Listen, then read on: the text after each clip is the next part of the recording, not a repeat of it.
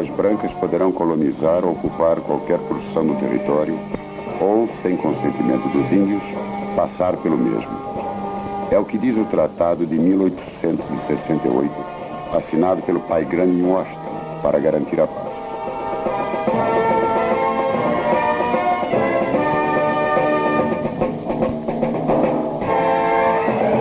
No entanto, os brancos continuaram a passar, a ocupar, a colonizar, a fazer a guerra.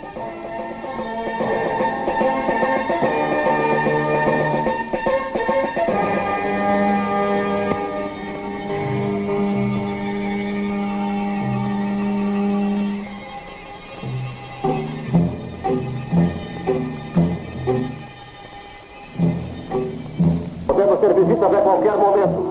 Cheyenne, deixa que cada homem tenha pelo menos 2 armas. Há rifles extras nessa carroça.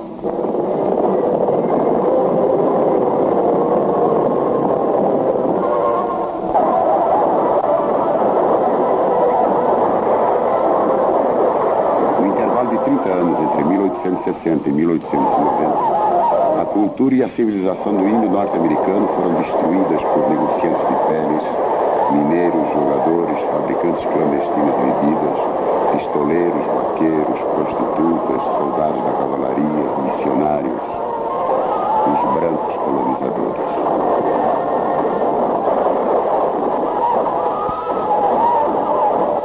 Na noite de 27 de fevereiro de 1973, 200 índios peles vermelhas, remanescentes dos Sioux Oglala, ocupam o povoado de Wounded Knee, na reserva indígena de Pine Ridge, Dakota do Sul.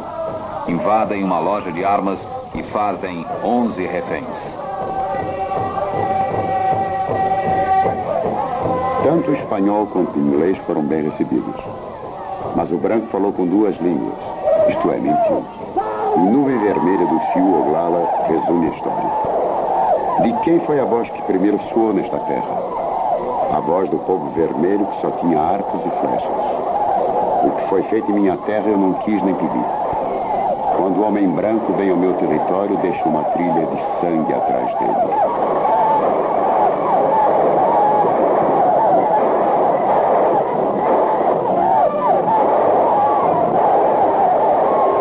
Cercados por agentes da Polícia Federal, os rebeldes do movimento indígena norte-americano denunciam a situação de extrema miséria e de desrespeito aos seus direitos.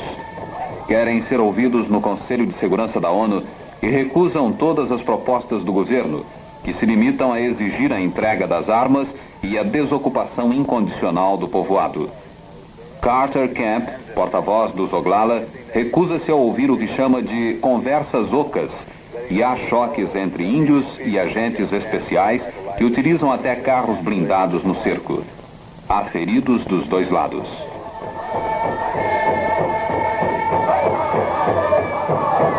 Essa guerra não surgiu aqui. Foi trazida até nós pelos filhos do Pai Grande, que vieram tomar nossa terra sem pedir preço e que em nossa terra fizeram muitas coisas más. O Pai Grande e seus filhos culpam-nos por estes problemas. Nossa vontade era viver aqui, em nossa terra, pacificamente, e fazer o possível pelo bem-estar e prosperidade do nosso povo. Mas o Pai Grande encheu-a de soldados que só pensavam na nossa morte. Cauda Pintada do Sioux, em 1865. No dia 10, as autoridades suspendem o cerco e anunciam a abertura de um processo para estabelecer as responsabilidades individuais na rebelião.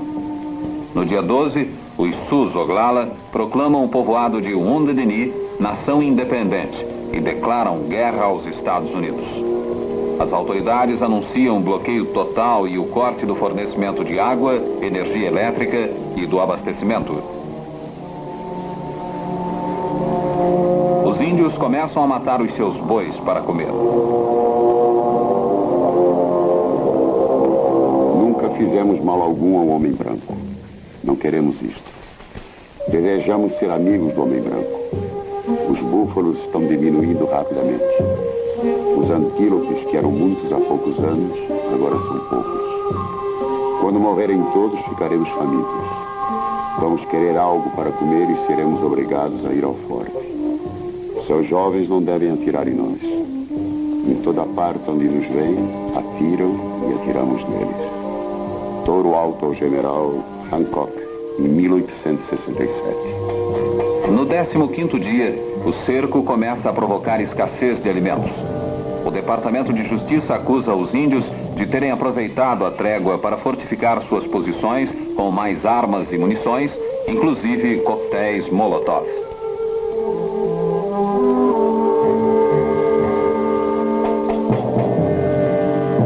Os únicos índios bons que já vi estavam mortos. General Sheridan, em 1870. Até agora, tudo o que conseguimos foi chamar a atenção para o nosso problema, diz Carter Camp. Não podemos nem pensar em ir embora sem que os brancos considerem os problemas que nos trouxeram aqui. O que os Peles Vermelhas queriam e ainda querem? Uma investigação profunda nas reservas. Um balanço dos 371 tratados que asseguram posse de terra aos índios. Uma promessa de que os habitantes das reservas terão permissão para eleger suas próprias autoridades. Se qualquer tribo protesta contra a violação de seus direitos naturais e dos tratados, membros dessa tribo são abatidos desumanamente e o resto é tratado como simples cães. Tony Hogawa, primeiro comissário índio de assuntos índios, em 1870.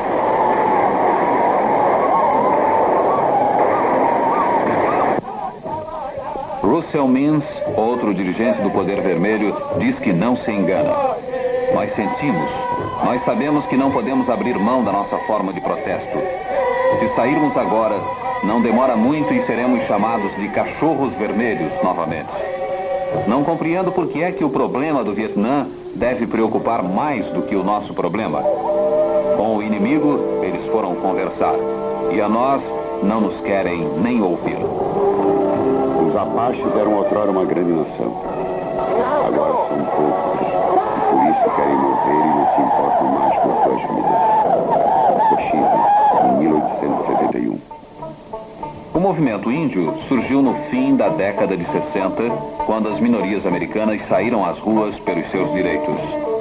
Um pequeno grupo de índios tomou posse da ilha de Alcatraz, chamando a atenção para a menor, a mais pobre e a mais discriminada minoria americana, que vive em moradias muito abaixo dos padrões aceitáveis, com uma renda per capita que é apenas uma quarta parte da renda média americana e em cujo meio o desemprego atinge 60% da população. A grande nação Sioux foi a mais poderosa de todas as nações índias. E os Oglala, uma das suas tribos mais importantes. A descoberta de ouro nas Blackfield, as colinas sagradas do Sioux, atraiu uma enorme quantidade de exploradores para a região. E aí começaram os choques. Inclusive o mais célebre de todos, em que o 7º Regimento de Cavalaria do Coronel Custer foi vencido por Cavalo Doido em Little Big Horn. Esse Custer, até bem pouco tempo um dos mais populares heróis americanos, foi um dos maiores matadores de índios. Há um mês, a cidade que tem o seu nome foi invadida pelos índios porque um grupo de brancos matou o Sioux Trovão Amarelo. Quando um júri branco decidiu que não havia crime a julgar, o movimento índio americano invadiu Custer, brigou dentro da própria delegacia, ateou fogo em carros policiais e na Câmara de Comércio. Eu estava vivendo pacificamente com minha família. Tinha muita comida, dormia bem, cuidava do meu povo e estava perfeitamente contente. Não sei de onde vieram essas coisas ruins. Jerônimo, em 1886. Os Sioux, ou melhor, os Dakota, como eles mesmos se chamam, tinham-se na conta do povo mais civilizado do mundo. Hoje, diz Russell Means, nós somos considerados o rebotalho da sociedade. E é verdade, mas vamos voltar ao que éramos. Por volta de 1890, quando os índios estavam ameaçados de extinção, surgiu um profeta entre os Paiutes. O Ovoca dizia que os índios deviam dançar.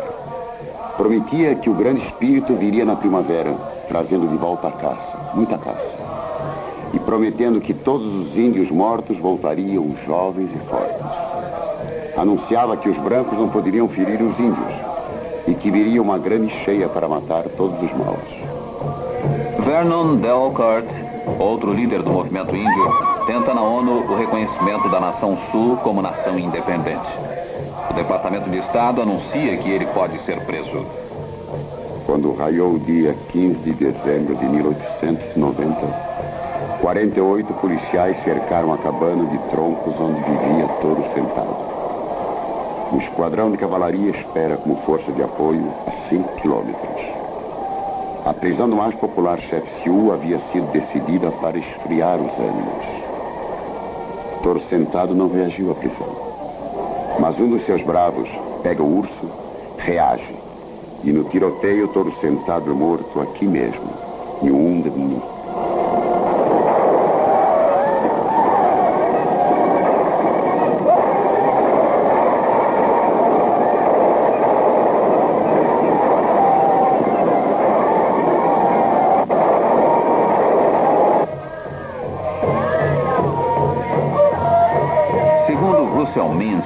Não houve mudança na condição dos índios desde 1890. Os índios são gente pobre, sem qualquer influência e tão sem oportunidades que há um alto índice de tentativas de suicídio entre os jovens. E esta situação não será mudada com palavras ou pedidos delicados. Isto já foi tentado por todas as gerações desde fins do século XIX. Cabe ao próprio povo indígena a responsabilidade de modificar a realidade que o cerca quando essa realidade é repressiva e opressiva. Assim que Pé Grande soube que Toro Sentado fora morto, dirigiu seu povo para Pine Ridge, esperando que o chefe Nuvem Vermelha pudesse protegê-los dos soldados. Eram 120 homens, 230 mulheres e crianças. Na curva do rio, em Wounded Knee, encontraram a cavalaria chefiada pelo Major Whitside. O Major mandou desarmar todos os índios e só achou 2 rifles. Tomou também os seus cavalos, os machados, as facas, as estacas das felpas. De madrugada começou o tiroteio. Sobraram, para contar a história, 4 homens, 47 mulheres e crianças. Em 83 anos, muita coisa mudou. Aqui no local da batalha, o governo pretende até fazer uma estátua para homenagear Pé Grande. Mas Rock Madrid, de 26 anos, um dos feridos na ocupação de Wounded Knee, não quer saber de museus, escavações arqueológicas, estátuas. E diz que basta ir ao cinema para saber que nada mudou. Estamos cercados como sempre estivemos. E provavelmente seremos massacrados como sempre fomos. Mas morreremos lutando como sempre morremos. No cinema, os índios tiveram poucas oportunidades de chegarem vivos ao fim do filme. E na realidade, sua história não tem sido muito melhor. Mas seja qual for o resultado da segunda batalha de Wounded Knee, os Sioux Oglala parecem ter aprendido uma nova lição.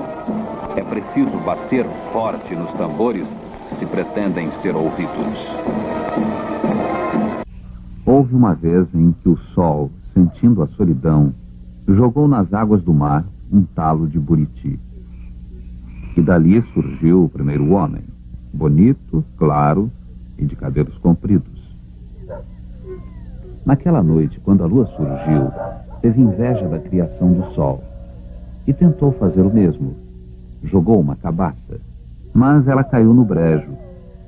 O homem que surgiu era mais baixo, menos bonito, tinha a pele escura e os cabelos encaracolados.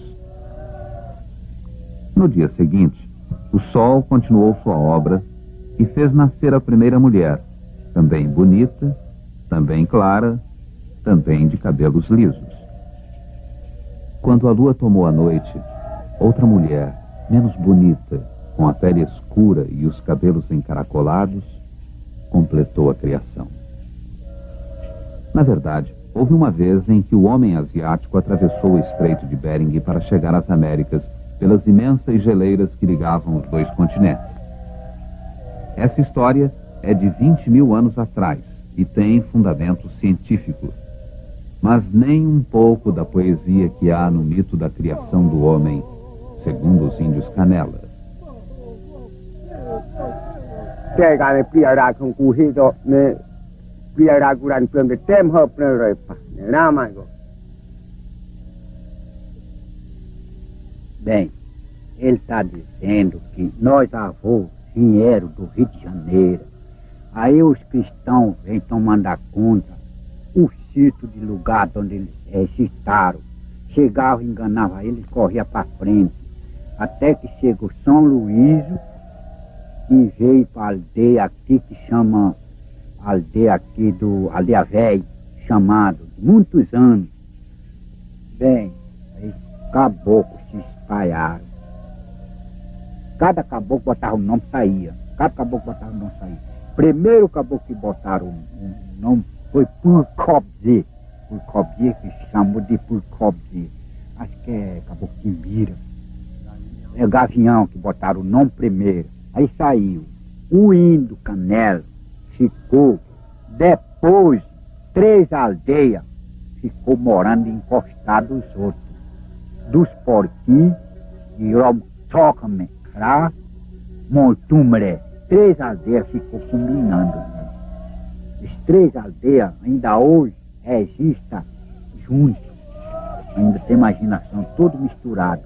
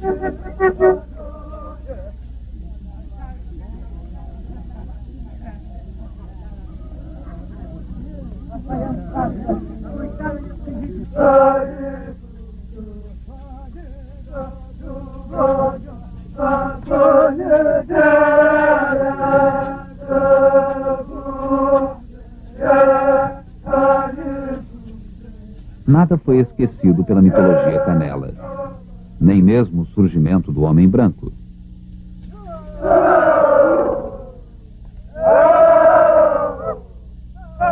Essa história começa muito tempo atrás, com um menino chamado Alquê. Esse nós avô, que fazia mal feito com o avô dele, chamava Alquê, de Canela. Agora, depois botaram o nome dele, Dom Pedro II. Alquê nasceu, sem doer nada. Né? Quando ele deu fé, Alquê já estava no braço do pai dele. Quando passou 3 dias, já estava um rapaz. Quando o pai dele chamava ele assim, bem, meu filho, rambanhar, mas seu irmão, só tinha um irmão e tinha neto, assim. Aí ia pro brejo. Aí o Alquê, Alquê, que era avô, era sabido, girava onço, brincava com os brincos, girava sucruiu, brincava. Aí o avô dele ajuntaram, o avô dele era muito bruto, aí começou de ajuntar ele, de vamos acabar a vida dele, porque assim eles não acaba nós tudo, ele é sabidão. Aí, fora do mais dele, ele já estava escutando, que o avô dele estava dizendo no pato de longe, estava combinando para matar ele já estava adivinhando, já estava escutando. Bem, aí eles levaram na Serrão Grande, lá mesmo no Rio de Janeiro, naquele Pão de Açúcar. Quando o avô jogou o Alquê no abismo, ele virou uma folha seca e foi caindo devagarzinho. No outro dia, o avô jogou o Alquê na fogueira, mas das cinzas nasceu uma casa de fazenda com a criação de bois e tudo mais. Alquê não morrera e ainda havia aprendido muitas coisas que os Canela desconheciam. Ele chamou um índio e um branco, mostrou-lhes uma espingarda e um arco e mandou que escolhessem entre os dois. O índio caiu sentado quando deu um tiro, mas matou um veado na primeira flechada e escolheu o arco. Alquê ficou triste e chorou muito. Aquilo significava que seus irmãos continuariam sendo índios. Os brancos que haviam escolhido a espingarda seriam os civilizados. Mas, tendo ficado com a melhor parte, não poderiam negar ajuda aos prejudicados na divisão. Jamais poderiam deixar os índios com fome ou em dificuldades. É por isso que o índio não se sente envergonhado quando recebe presentes do branco. No fundo, esta é uma obrigação do civilizado. Afinal, era sua parte no contrato com Alquê. Enquanto o Marechal Rondon viveu, esse contrato foi cumprido. Depois, a política protecionista do Serviço de Proteção ao Índio mudou, e os fazendeiros vizinhos também não enviavam mais comida, remédios e pólvora. Confinados em suas aldeias, sem agricultura fixa e vendo a caça rarear, os Canela começaram a sentir rancor dos brancos que tiravam as terras sem nada dar em troca. Foi quando uma índia, Maria Castelo, surgiu com a notícia. Grávida, ela podia conversar com a filha, que anunciava a volta de Alquê para breve. Ele faria uma nova divisão, mais justa, e os índios ocupariam o lugar dos brancos. Já que os deveres não estavam sendo cumpridos, o mundo seria mudado.